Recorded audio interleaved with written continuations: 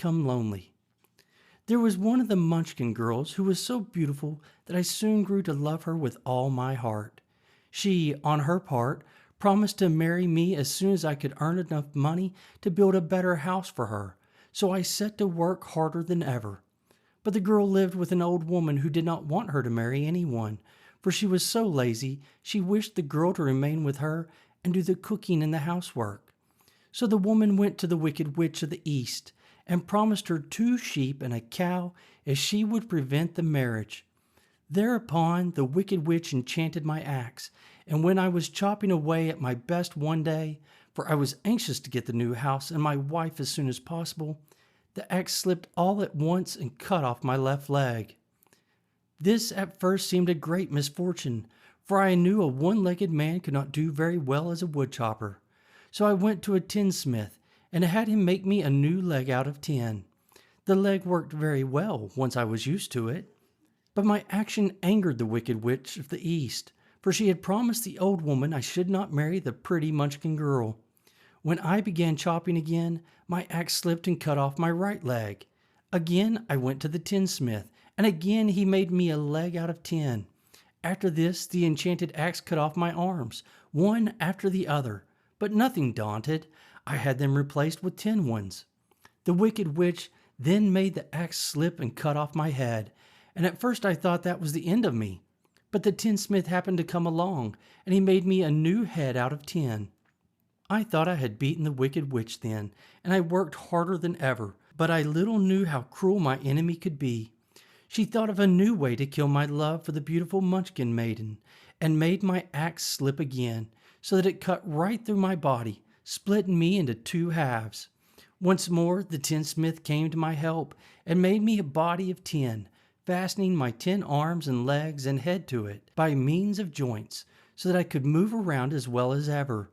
But alas, I had now no heart, so that I lost all my love for the Munchkin girl, and did not care whether I married her or not. I suppose she is still living with the old woman, waiting for me to come after her. My body shone so brightly in the sun that I felt very proud of it, and it did not matter now if my axe slipped, for it could not cut me. There was only one danger, that my joints would rust, but I kept an oil can in my cottage and took care to oil myself whenever I needed it. However, there came a day when I forgot to do this, and, being caught in a rainstorm, before I thought of the danger my joints had rusted, and I was left to stand in the woods until you came to help me. It was a terrible thing to undergo, but during the year I stood there, I had time to think that the greatest loss I had known was the loss of my heart. While I was in love, I was the happiest man on earth, but no one can love who has not a heart, and so I'm resolved to ask Oz to give me one. If he does, I will go back to the Munchkin maiden and marry her. Both Dorothy and the Scarecrow had been greatly interested in the story of the Tin Woodman, and now they knew why he was so anxious to get a new heart. "All the same," said the Scarecrow, "I shall ask for brains instead of a heart, for a fool should not know what to do with a heart if he had one."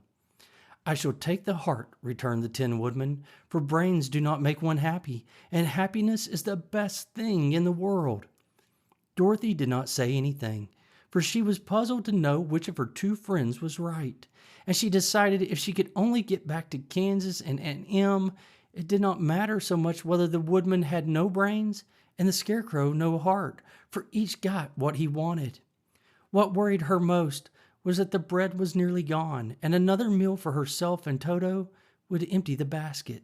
To be sure, neither the Woodman nor the Scarecrow ever ate anything, but she was not made of tin nor straw, and could not live unless she was fed.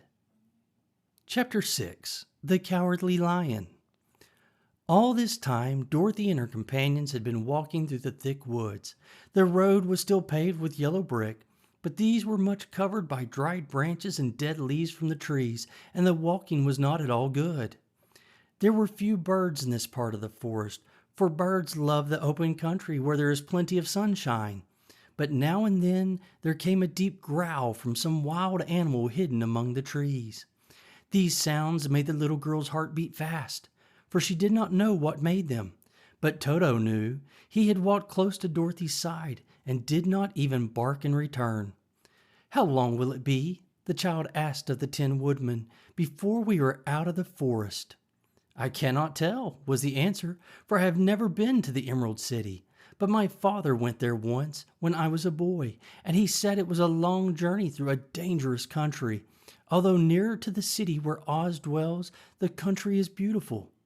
But I am not afraid so long as I have my oil can, and nothing can hurt the Scarecrow, while you bear upon your forehead the mark of the Good Witch's kiss, and that will protect you from harm."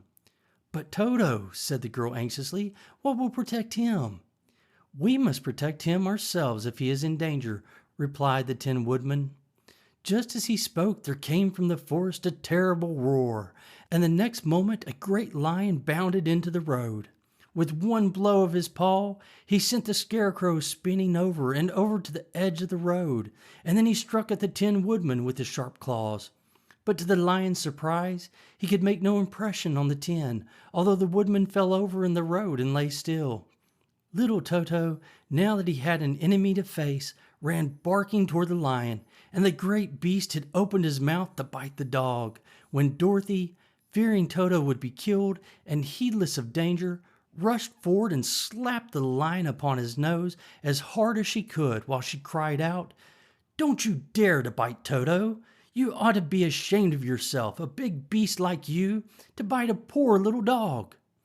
"I didn't bite him," said the lion as he rubbed his nose with his paw where Dorothy had hit it. "No, but you tried to," she retorted. "You are nothing but a big coward." "I know it," said the lion, hanging his head in shame. "I've always known it, but how can I help it?" "I don't know, I'm sure. To think of your striking a stuffed man like the poor Scarecrow." "Is he stuffed?" asked the lion in surprise, as he watched her pick up the Scarecrow and set him upon his feet, while she patted him into shape again. "Of course he's stuffed," replied Dorothy, who was still angry. "That's why he went over so easily," remarked the lion. "It astonished me to see him whirl around so. Is the other one stuffed also?" "No," said Dorothy, "he's made of tin," and she helped the woodman up again. "That's why he nearly blunted my claws," said the lion. "When they scratched against the tin, it made a cold shiver run down my back. What is that little animal you are so tender of?" "He is my dog Toto," answered Dorothy. "Is he made of tin or stuffed?" asked the lion.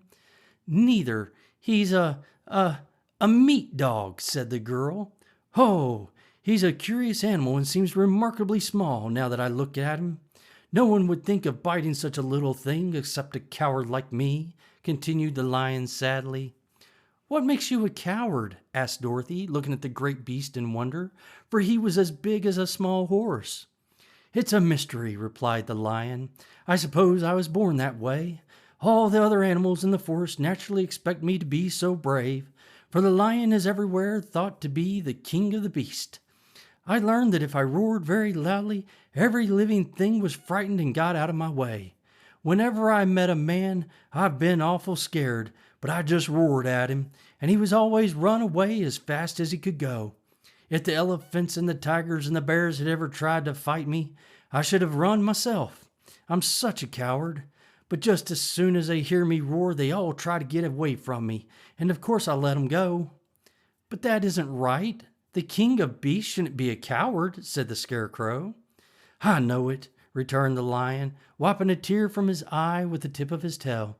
"It is my great sorrow.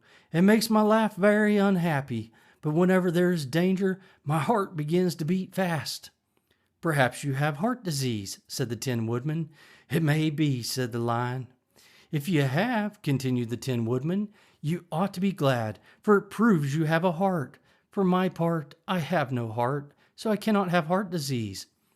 "Perhaps," said the lion thoughtfully, "if I had no heart, I should not be a coward."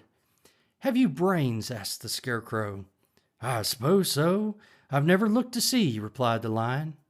"I'm going to the Great Oz to ask him to give me some," remarked the Scarecrow, "for my head is stuffed with straw." "And I'm going to ask him to give me a heart," said the woodman. "And I am going to ask him to send Toto and me back to Kansas," added Dorothy. "Do you think Oz could give me courage?" asked the Cowardly Lion. "Just as easily as he could give me brains," said the Scarecrow. "Or give me a heart," said the Tin Woodman. "Or send me back to Kansas," said Dorothy. "Then if you don't mind, I'll go with you," said the Lion, "for my life is simply unbearable without a bit of courage." "You will be very welcome," answered Dorothy, "for you will help to keep away the other wild beasts. It seems to me they must be more cowardly than you are if they allow you to scare them so easily." "They really are," said the Lion, "but that doesn't make me any braver, and as long as I know myself to be a coward, I shall be unhappy." So once more the little company set off upon the journey, the Lion walking with stately strides at Dorothy's side. Toto did not approve of this new comrade at first, for he could not forget how nearly he had been crushed between the Lion's great jaws. But after a time he became more at ease, and presently Toto and the Cowardly Lion had grown to be good friends. During the rest of that day there was no other adventure to mar the peace of their journey. Once, indeed, the Tin Woodman stepped upon a beetle that was crawling along the road and killed the poor little thing. This made the Tin Woodman very unhappy, for he was always careful not to hurt any living creature, and as he walked along he wept several tears of sorrow and regret. These tears ran slowly down his face and over the hinges of his jaw, and there they rusted. When Dorothy presently asked him a question, the Tin Woodman could not open his mouth, for his jaws were tightly rusted together.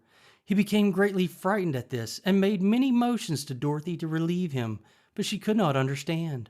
The Lion was also puzzled to know what was wrong, but the Scarecrow seized the oil can from Dorothy's basket and oiled the Woodman's jaws, so that after a few moments he could talk as well as before. "This will serve me a lesson," said he, "to look where I step. For if I should kill another bug or beetle, I should surely cry again, and crying rusts my jaws so that I cannot speak." Thereafter he walked very carefully with his eyes on the road, and when he saw a tiny ant toiling by, he would step over it, so as not to harm it. The Tin Woodman knew very well he had no heart, and therefore he took great care never to be cruel or unkind to anything. "You people with hearts," he said, "have something to guide you, and need never do wrong.